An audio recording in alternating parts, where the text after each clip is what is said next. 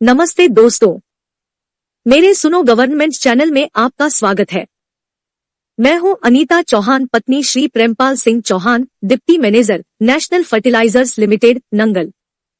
आज के वीडियो में एम्प्लॉइज पेंशन स्कीम से संबंधित एक नई जानकारी देने के लिए मैं आप सबको मेरे हस्बैंड श्री प्रेमपाल सिंह चौहान से मिलवाती हूं, जो इस विषय के जानकार है। तो चलते हैं। दोस्तों नमस्कार, उम्मीद करता हूं आप सब लोग बहुत अच्छे से होंगे। दोस्तों आज का जो डेटा मुझे भेजा है ये मिस्टर बिंद्रा है और ये एग्जेम्प्टेड ऑर्गेनाइजेशन है इनकी, और इनकी ऑर्गेनाइजेशन जो है वो नॉर्मल से थोड़ा सा इंटरेस्ट ज्यादा देती है। यानी नॉर्मल में आपने ईपीएफओ में देखा होगा कि ये नवंबर 95 में 12% इंटरेस्ट था, लेकिन इनकी ऑर्गेनाइजेशन ने 12.25% इंटरेस्ट दिया है, यानी 0.25% इंटरेस्ट ज्यादा दिया है। ये इनके डेटा जो है वो हमने कैलकुलेटर में डाल लिए हैं। इससे पहले ये है डिस्क्लेमर कि आप क्या, ये केवल डेटा है, आपको यदि ये जिनका भी है वो अपने किसी एक्सपर्ट से चेक करा लें और चेक कराने के बाद ही डेटा पे विश्वास करें, क्योंकि डेटा में अंतर हो सकता है। और यदि आपको ऐसी ही कैलकुलेशन आपको करवाना है तो आप ये व्हाट्सएप नंबर दिया हुआ है, आप इस पे संपर्क कर सकते हैं, लेकिन इंडिविजुअल कॉल ना करें, केवल आप अपना व्हाट्सएप करें। ये टेबल 1 है। ये टेबल 1 में जिस प्रकार से हम कैलकुलेट करते हैं हर बार, ये हमने अपना कैलकुलेटर है, ये हमारा कैलकुलेटर में हमने ईपीएस पेंशन के लिए जो भी रिक्वायर्ड डेटा है वो हमने सारे के सारे डाल लिए हैं।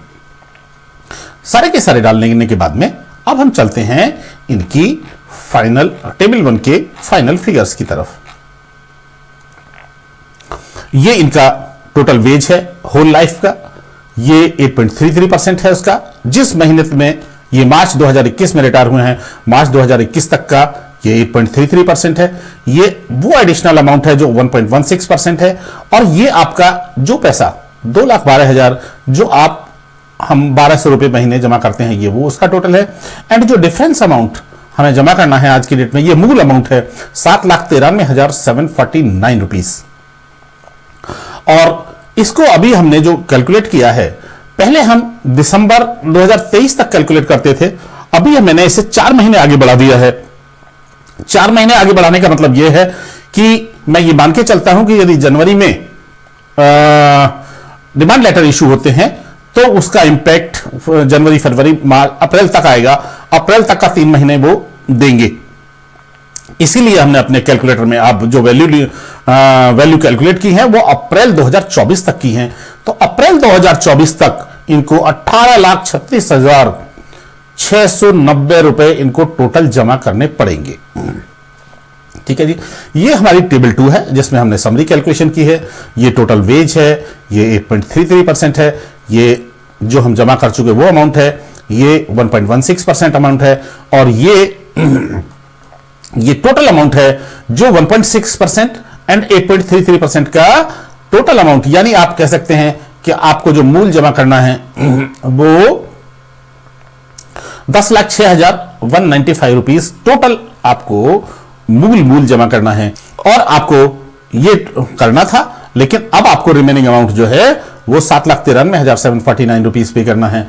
इस तरह टोटल अमाउंट आपको ये इंटरेस्ट पे करना है। आपको 10,42,941 रुपीज आपका इस पे इंटरेस्ट हो जाएगा इस मूल के ऊपर। और टोटल अमाउंट 18,36,690 रुपए जो यहां आया था, वही अमाउंट ये अमाउंट है।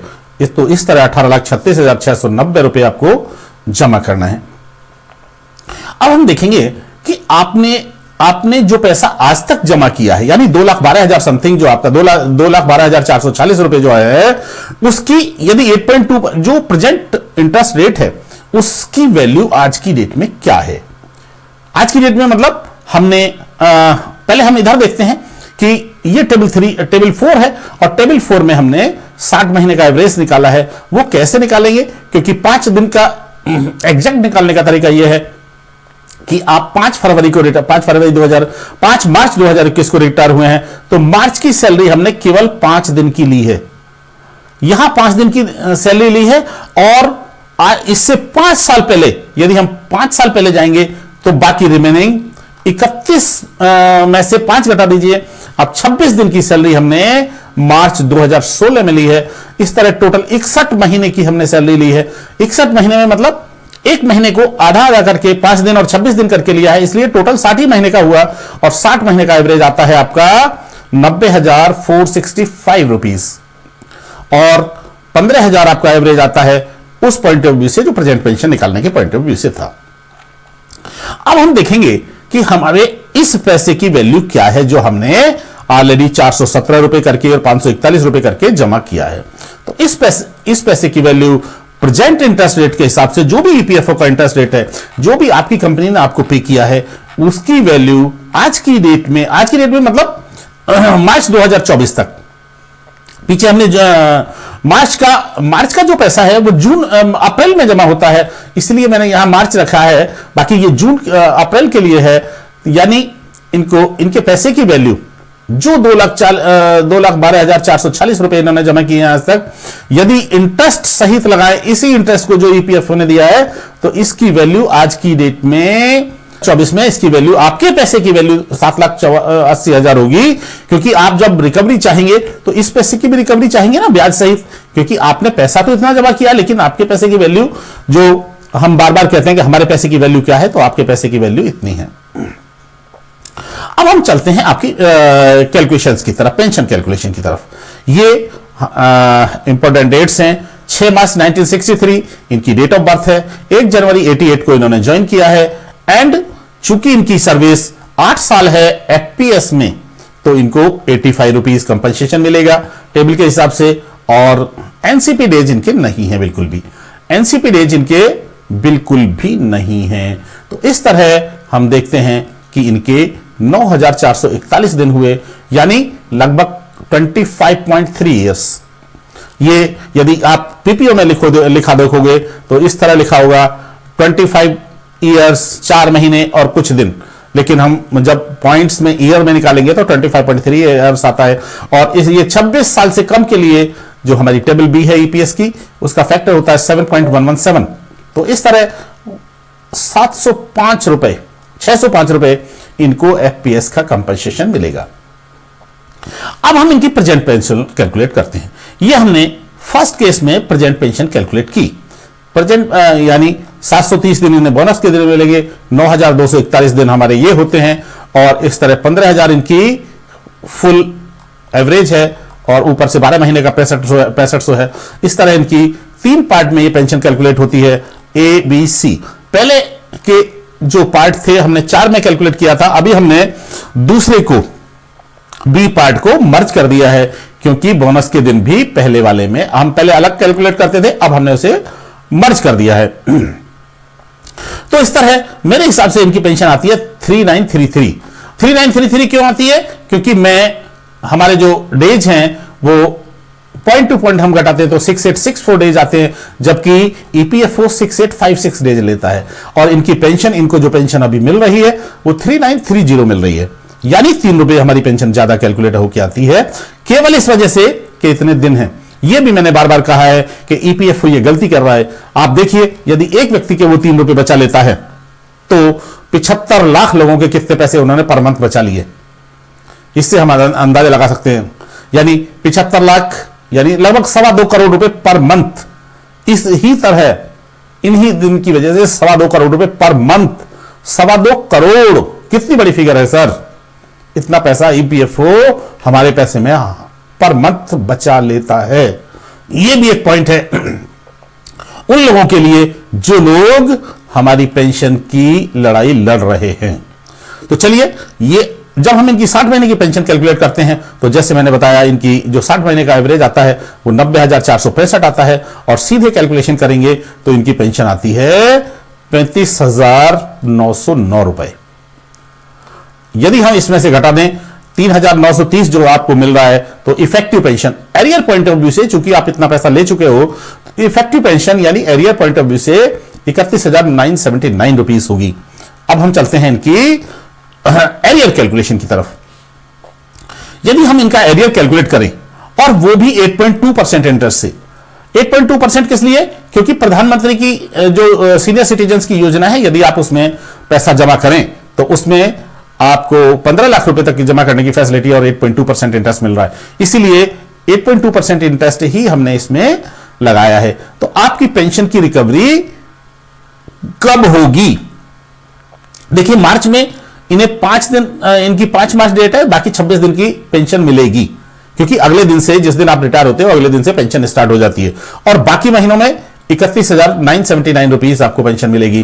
तो इस तरह मार्च 21 से आज तक हम देखते हैं इनको, चूंकि हम सारी कैलकुलेशन मार्च 24 तक कर रहे हैं, तो अप्रैल 24 तक कर रहे हैं, तो अप्रैल 24 तक आपको जो पेंशन का एरियर मिलेगा वो मिल जाएगा 12,10,044 रुपीज, ये एरियर मिल जाएगा। और प्रेजेंट में आप इतनी ले चुके हो 149,340 रुपीज, ये इसका एरियर हो गया, इतनी आप ले चुके हो। और यदि आपके पैसे पे भी मैं 8.2% इंटरेस्ट मान लूं, जो आपने पेंशन ली है इस पे भी कुछ इंटरेस्ट आपने कमाया होगा, ऐसा मान लेते हैं, तो आपको 19,883 लगभग 20,000 इंटरेस्ट भी आप ले चुके होंगे। क्योंकि हम एक एक पैसे की हिसाब कर रहे हैं, क्योंकि मैं इस चैनल का नाम ही हिसाब पाई है, तो इसलिए जो पैसा आपको मिला है उस पर भी आपको इंटरेस्ट वैल्यू ऐड करनी पड़ेगी, उसका भी वैल्यू करना पड़ेगा। अब हम टेबल 7 की तरफ चलते हैं, जिसमें हमारी टोटल कैलकुलेशन है, टोटल समरी है, और कैलकुलेशन की समरी है। देखिए 60 महीने के लिए हमें 30/4/2024 तक कितना अमाउंट जमा करना पड़ेगा? 18,36,690 रुपए। ऑलरेडी डिपॉजिटेड मनी इनकी है 2,12,446 रुपए, जो कि 1,250 रुपए हमने जमा की है। लेकिन इसकी वैल्यू होती है, इसको हमने काउंटिंग में नहीं लिया है, इसकी वैल्यू होती है 7,03,014। तो 7,80,000 को हमने 7,80,314 को हमने काउंटिंग में लिया है। इस तरह टोटल आपकी वैल्यू, यदि हम ये देखें कि आप जमा करने के बाद, ये 18 लाख जमा करने के बाद आपकी ईपीएफओ में आपकी टोटल पैसा, एक एक पैसा लगा के कितना जमा हुआ, तो वो जमा हुआ 26,17,004 रुपए। अब इस 26,07,004 रुपए की रिकवरी कैसे होगी? तो आपको पेंशन मिल चुकी है 1,49,340 एंड इस पे इंटरेस्ट मैंने मान लिया है 19,883 रुपए मिल चुका। तो इस तरह आपको, और 12,10,044 रुपए आपको एरियर मिल गया। इस तरह आपको टोटल 13,79,000 मिल चुके होंगे अप्रैल 2024 तक, जिस डेट तक हमने कैलकुलेशन की है। हम ये मान के चलें कि 13,79,000 आपको मिल चुके होंगे। अब आपका रिमेनिंग अमाउंट बचा 12,37,737 रुपए। इस 12,37,737 रुपए की रिकवरी कब होगी और कैसे होगी?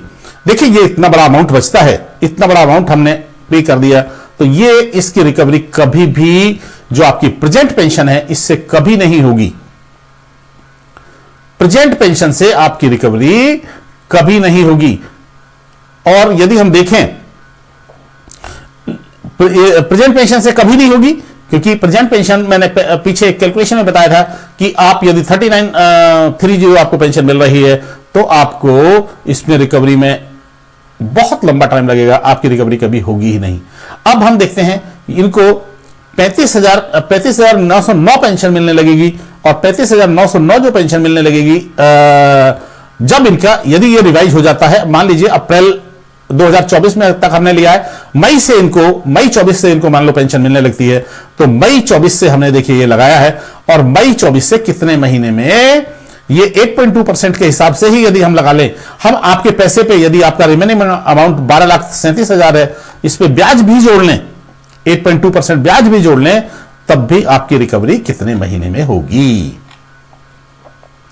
तो आपकी रिकवरी 39 मंथ्स में, नेक्स्ट 39 में, यानी मई 24 के बाद 39 मंथ्स में आपकी रिकवरी, आपके पूरे पैसे की रिकवरी हो जाएगी, और बाकी जो पेंशन मिलेगी वो आपको बोनस होगी। बोनस कैसे होगी? क्योंकि आपके पैसे की रिकवरी, और यदि हम इसे सीधे डिवाइड करें, 12,34,000 को प्रेजेंट पेंशन से डिवाइड करें, तो ये 34 महीने में रिकवरी हो जाती है, और यदि हम इसको विद इंटरेस्ट ले तो 39 मंथ्स में हो जाती है। तो इस तरह मैं आपको सलाह देना चाहूंगा कि आप तैयार रहें, आप लगभग 18 लाख 19 लाख रुपए तैयार रख लें, और आपके लिए ये अच्छा है।